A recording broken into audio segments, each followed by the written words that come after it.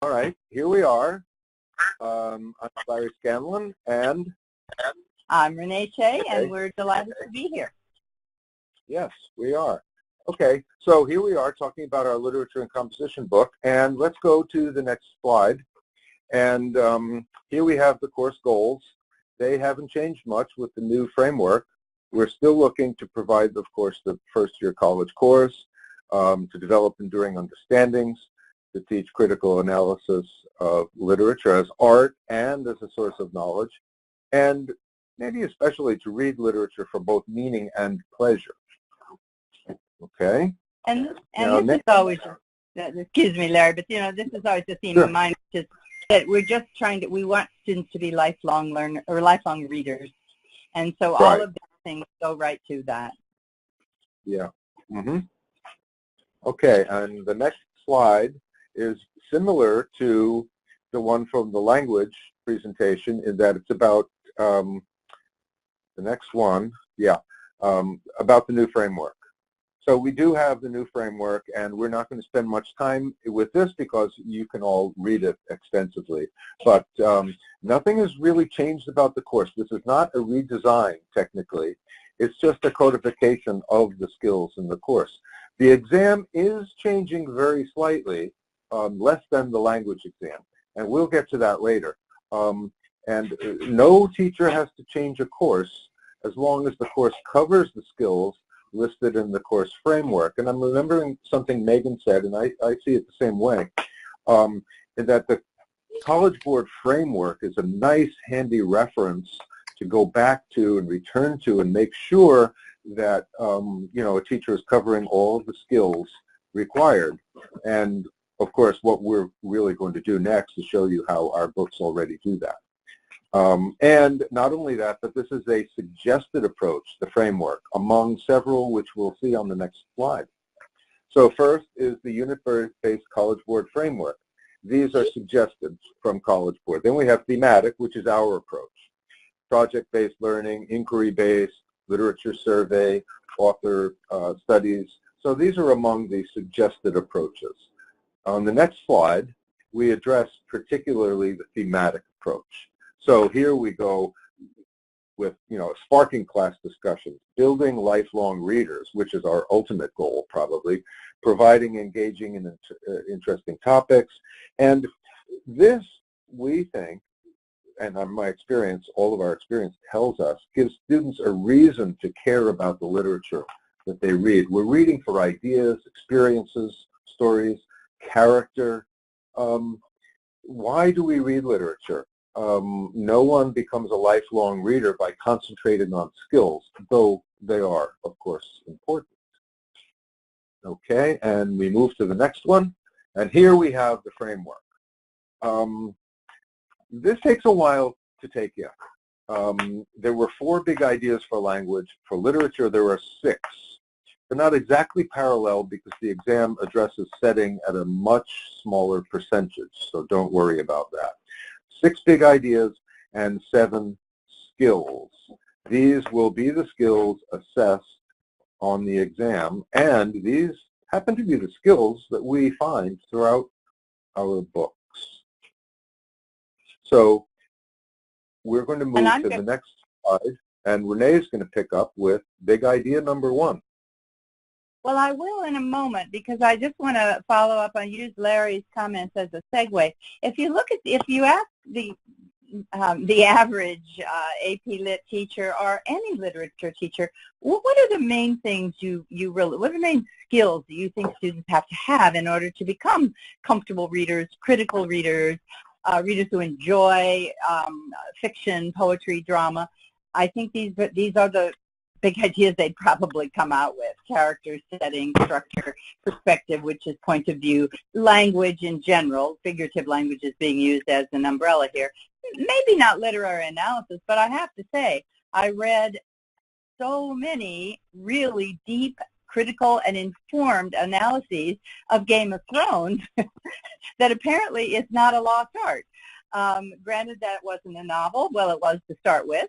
But that notion of actually putting all of those other elements together in order to develop an analysis is something we have all been doing. And what the College Board is doing is kind of helping by making it more explicit. But none of this is new. I think that's really important. So it's all within our book.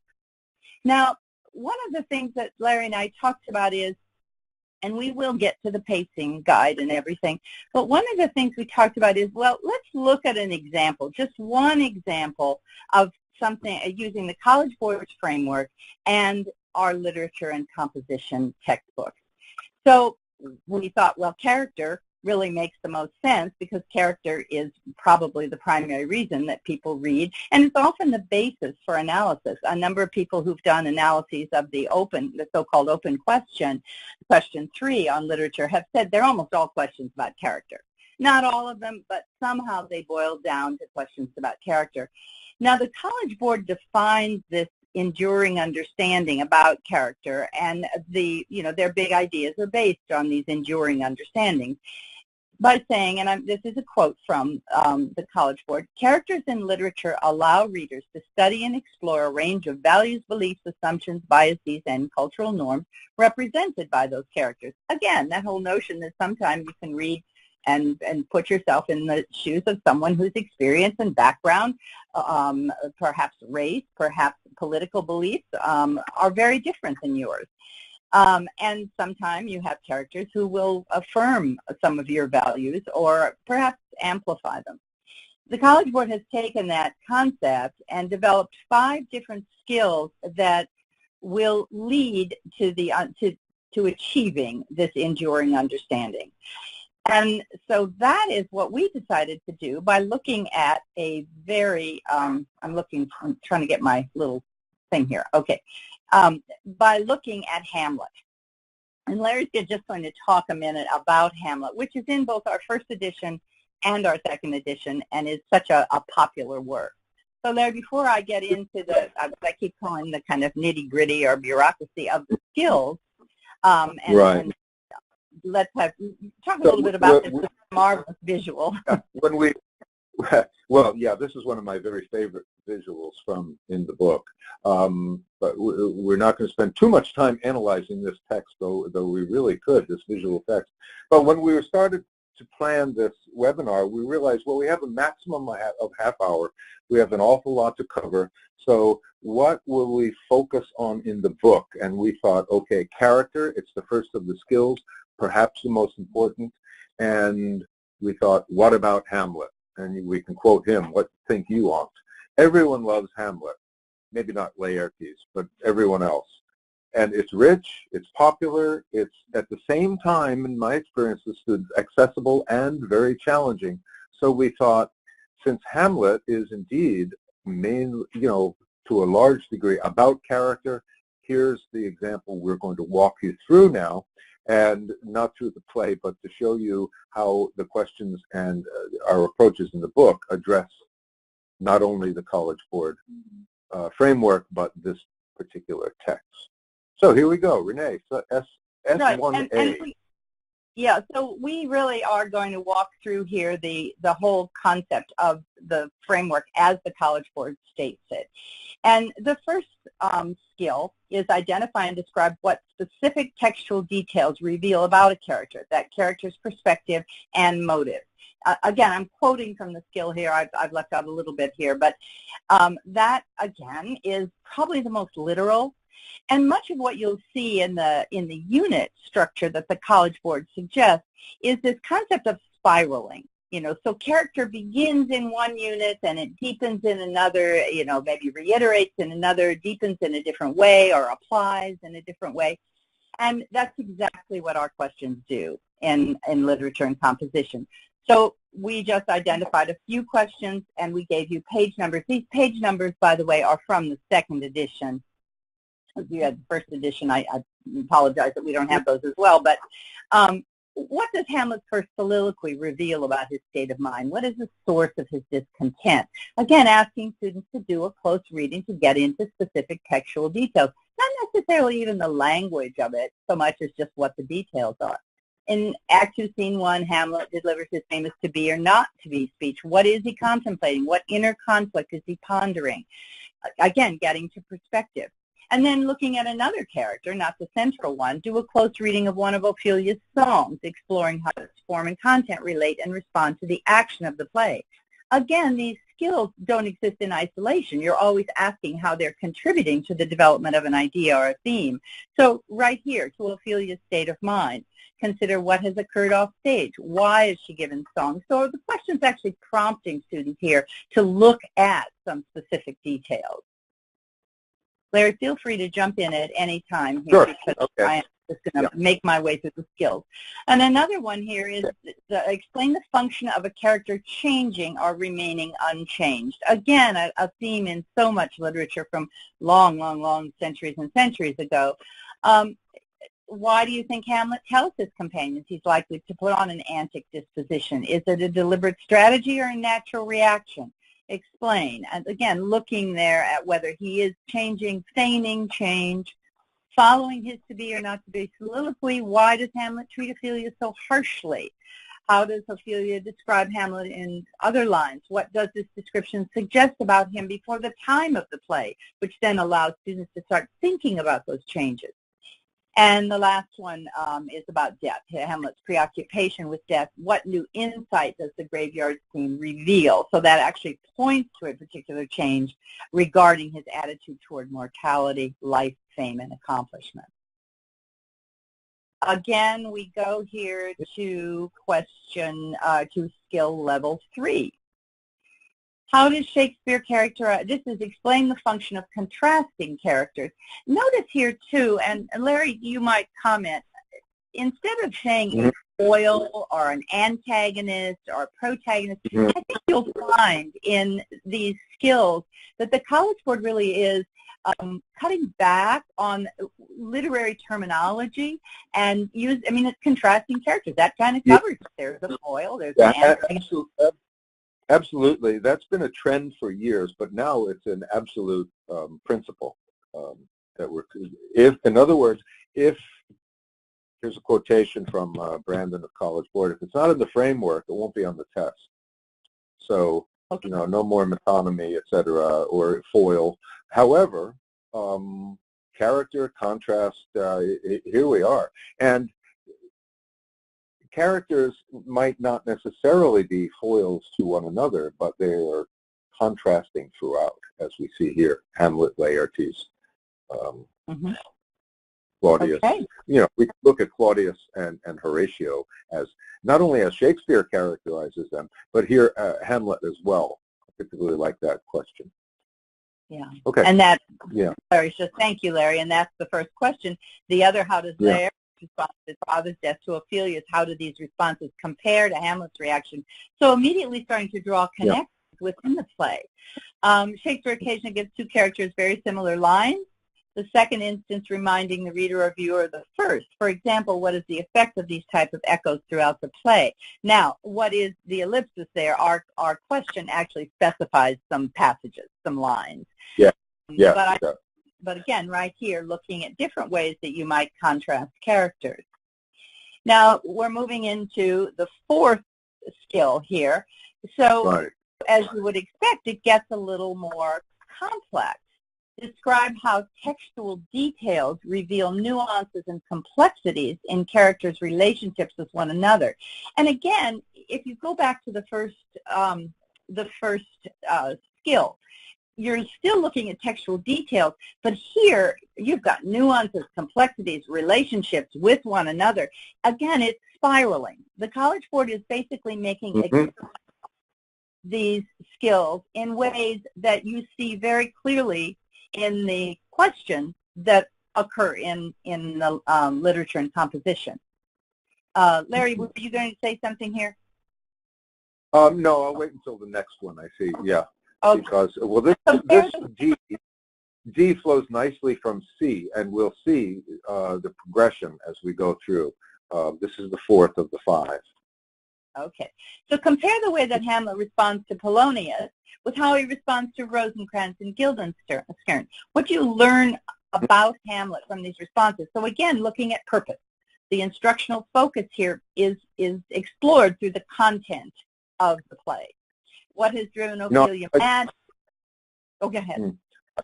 I hesitate to say this, but I'm just recognizing that it's kind of remarkable that we did not write these questions in response to the framework, so that it may almost seem that way. Yes, no, we're showing how we have these already throughout the book. And for each of these, we decided for parallel structure here and ease of presentation to find 3 for each. And again, this section on Hamlet is representative, we believe, of what we do throughout the book. All right, back to you, Renee. Okay, so in the last skill set, again, becoming a little more post-textual reading, explain how a character's own choices, actions, and speech reveal complexities in that character, and explain the function of those complexities. And how many times those of you who are experienced have looked at student samples from the AP Central, from the reading, and the ones that get the higher scores do both of these things. So right here we have some questions. Hamlet's first lines are evasive answers. Using puns, wordplay. What does this reveal about his character and his state of mind? In a way, it's support material. After listening to the ghost speak, he wants to write about it as indicated in Act 1. How does this contrast with his remarks earlier? What does it suggest about his state of mind? And again, when you read some of these, you're thinking, well, that also could be the one about change. It could, of course. These skills are going to blur and merge into one another. Hamlet's 4 soliloquies are remarkable for their style. Discuss how the style contributes to the play's meaning and purpose. So here we've just given you one example with Hamlet. Stay there for Renee, if you go back for just a second. Yeah. Okay. I just want to say that, of course, many of these will overlap. However, what we tried to do is to focus in on each of these categories. But if we simply look at this third one here, we'll realize that, well, this is about character, but because we're analyzing Hamlet's own speech, we're looking at his diction, figurative language, and imagery as well. So many of these questions will address many of the skill categories at once, which may be obvious, but I wanted to make that point. Okay. Well, and also because the college is isolating them for assessment. Yeah. Yes. Right.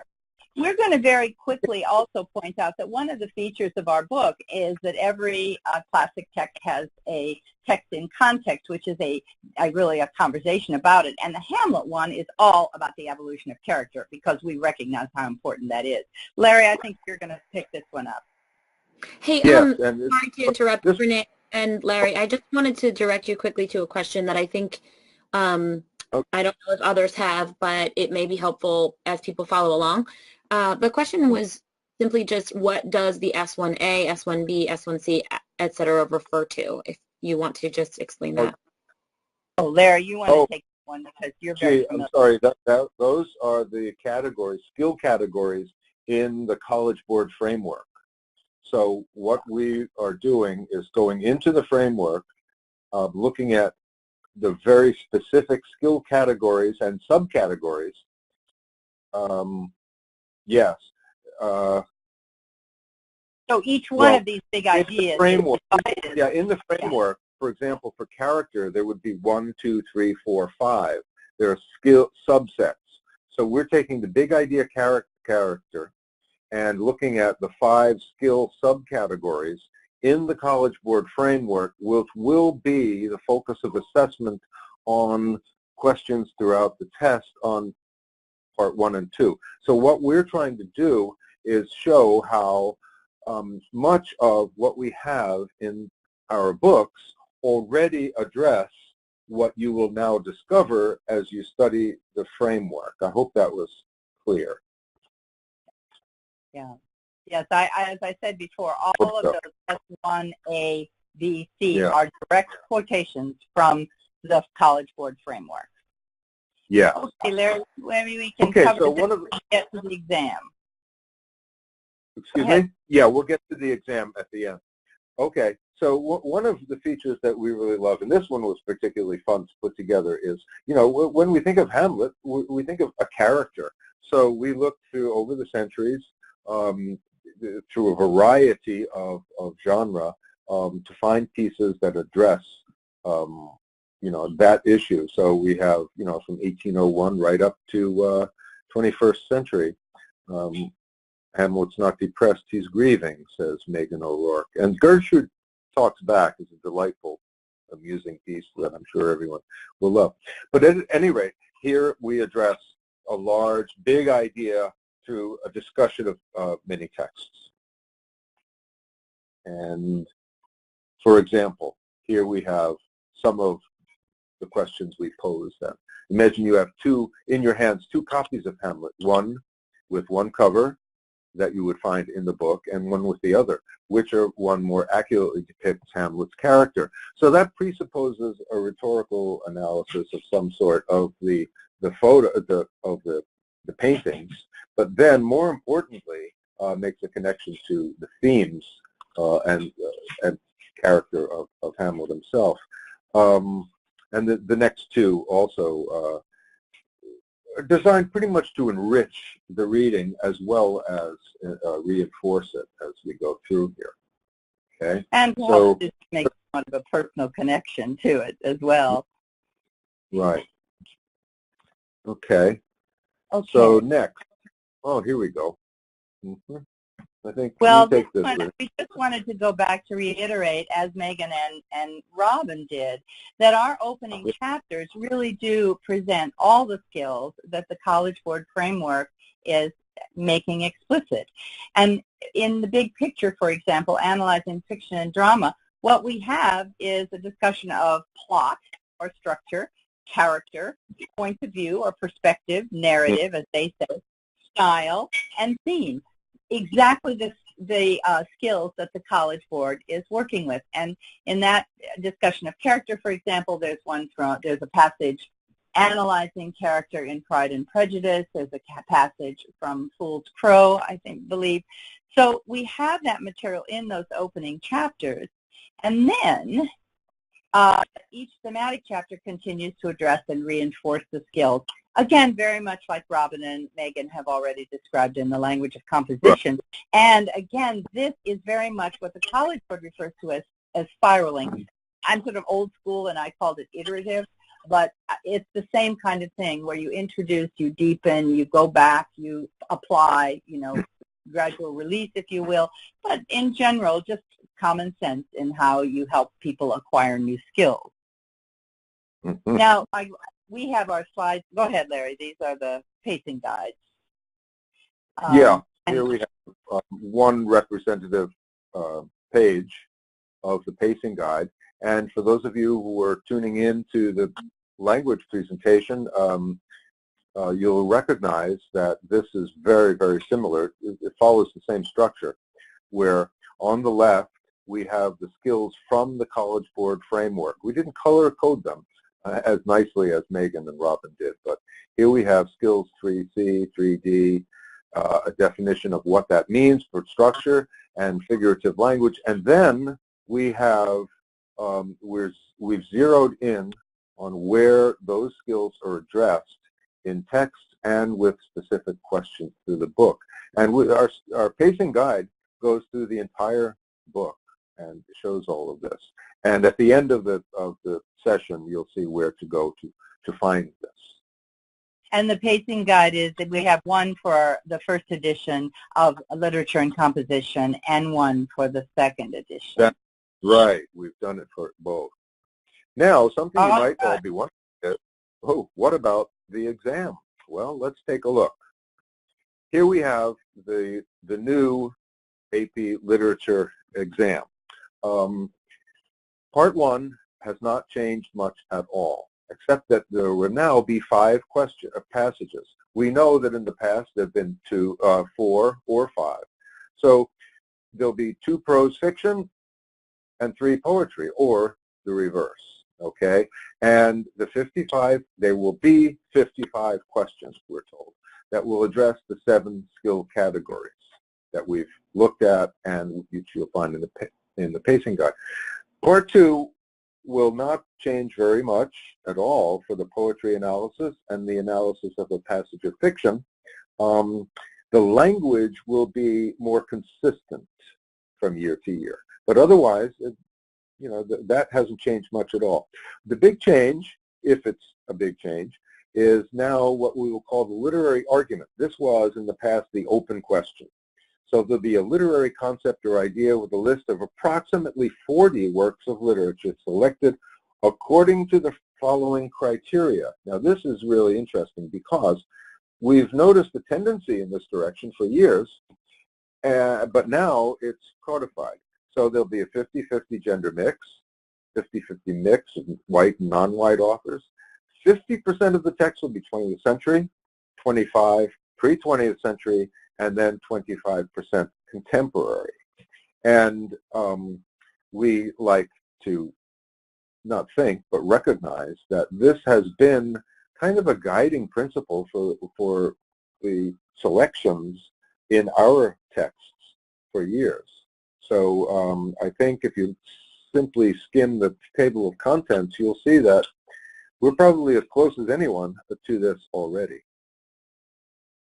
And I think the College Board, again, is codifying the fact that this course should be inclusive and not simply be a course of canonical works from 200 years ago. Yeah. And yet, there will be some early teachers. Sure. Not throwing them out, but yeah. Now, okay, yeah. Go ahead. This no, I was just going to say, here we have more specifics on what was the open question. So, Renee, you want to talk about this? Yeah, Larry, this is actually going to be on the exam, right? The students will know that this literary argument is going to be evaluated on these 4 points. And, of course, we love this because this is what Megan and Robin talk about. So, the bridge to language is so clear.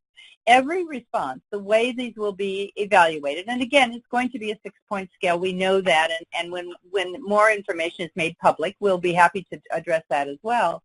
But right now, we know it's going to say, respond to the prompt with a thesis that presents an interpretation and may establish a line of reasoning.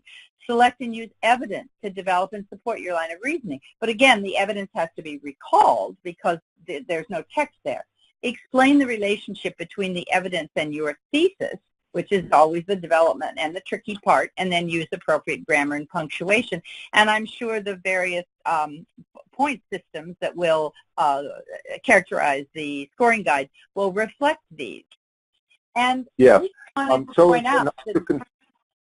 if I may just for a second, so as not to confuse any participants, those criteria will not be listed on the exam, but they will be part of the evaluative process, and they will be in the framework through the year. And they are listed as such. Those are direct quotations, again, from the framework when they give samples of what the questions look like. We just have a couple of here. These are the kinds of questions that tend to appear in the final suggestions for writing or in the last questions in our work. We chose, again, longer works here. Fences is most often interpreted as a generational play. Discuss the conflicts and consider how they're reflective of more universal experiences than one specific to the African American experience. Now, granted, the College Board is unlikely to ask a question about the African American experience, but this is just putting Fences by August Wilson in a larger context. This one by Joseph Conrad is the kind of thing that could be on the exam itself, I think. A tragic conception of human life that we see discuss a novel or a play that expresses a tragic conception of life. Write an essay exploring your interpretation of that conception of human life using a particular work. And again, that's the literary argument. The argument, the operative word there, as I understand it, is going to be literary. They're not going to ask, is this a good work or a bad work? Is this a weak play, or is it an enduring one? It just will have to do with the questions, the big questions that are being addressed. Right.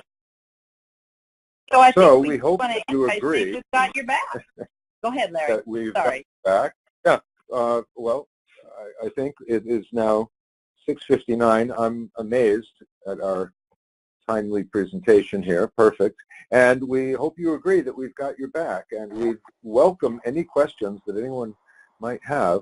And here you'll find all the information you'll need about the, the frameworks, our pacing guides, and also our approach to new question types on the exams. Thank you, Larry. That's actually a great segue. There's a couple of questions that I'm going to ask just so we can run, we may run over a minute or two, but it seems like others may have the same. And the first question is about the AP language exam question types. So I think this question goes to Megan and Robin. Could you elaborate a little bit more on that, Megan, for us? Yeah, sure. So, yeah, there are some pretty important changes happening to the multiple choice section. There will be fewer questions overall. There are going to be about 45 questions. It's still going to be 1 hour long, and the multiple choice section will still count for 45% of the exam score. But questions will be presented in 5 sets, and I'm reading directly from the College Board website, that there'll be questions presented in 5 sets with shorter stimulus passages. So they're going to have 23 to 25 rhetorical analysis questions, which are the types of questions we're used to preparing our students to answer. And then the new type, they'll have 20 to 22 composition questions, which is where students will be asked to, quote, read like a writer and consider revisions to stimulus text.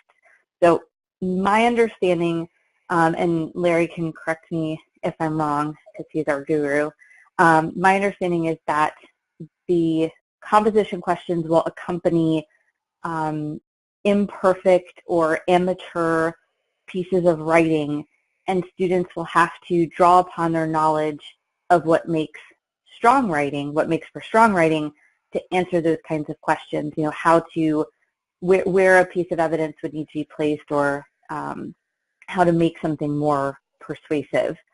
So we have 6 sets of this new multiple choice question type on our website, on our Compass website. They range from very short to long, and we've got between 5 and 20 questions. So we've already developed some questions that mimic this new type of question. Am I on the right track, Larry? Yes, absolutely, Megan. I'll just add that these new questions are on what we'll call non-professional passages, actually written by College Board. I mean, we wrote the ones on our website in indication of that. And what they're going to do is assess the rhetorical situation, claims and evidence, reasoning in an organization, and style, similarly to what the rhetorical analysis questions will do, but in terms of revision. For example, the writer wants to make a clearer connection between the evidence and the claim in paragraph 4. Which of the following sentences will best accomplish that goal? That would be a representative kind of question. So it is very different. However, see that many of the sections in our books certainly address these features already, especially for language in our argument chapter. Thank you, Megan, for that. Yeah, thank you, Larry. Is that good, Lisa? Yes, that actually answers another question someone put out about, I think they were referring to it as the text revision question. So just to clarify, there are 6 sets of those up on the AP updates page. Make sure. Larry, excuse me, Lisa, those aren't, the style ones are not grammar questions, are they, Larry? No. Not grammar specifically, not, for example, about the antecedent, etc. No. So they're real questions about rhetoric. Rhetoric more than style, yes. Okay, good. I'm trying to think of an example of a style question. Maybe sentence combining? Yeah. In the interest of clarity, such a sentence may be recast, or the second underlined portion will be recast. Which of the following underlined portions will be more clear? Something like that. If you go to the site, you'll see we have, I think, 1, 2 long ones, 3 very short, and 2 medium-sized ones that cover a wide variety of types of questions. Thank you. And they will be, the reason, one more thing, the reason that there will be 55 questions on the literature exam, but there will be 45 on the language exam. The weight will be 45% of the total exam in both cases, but we're moving down to 45 on the language exam because this new type takes longer for students. Oh, interesting, yeah. Mm-hmm. Yeah.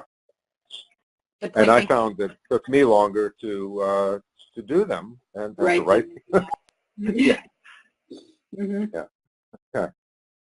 Wonderful, thank you. And I hope that answers. There appears to be 7 of them up on the site, actually. So, yeah, so yes, white ones. Yeah.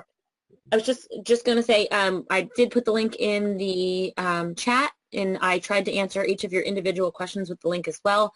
It's also up on the screen, and we will include it in the follow-up messaging that goes out in the next couple days. So you will have no problem finding it from us. So please do check it out and give us any feedback. I actually heard some really great feedback already in the chat, so thank you very much for that.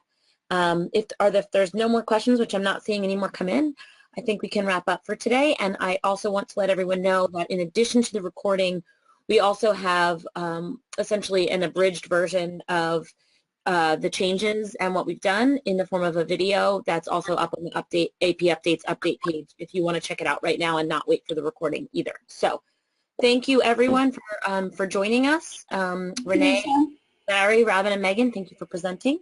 Our pleasure. Thanks everybody for Thanks for having us. Okay. Thank you. Good night. Good night. Good night.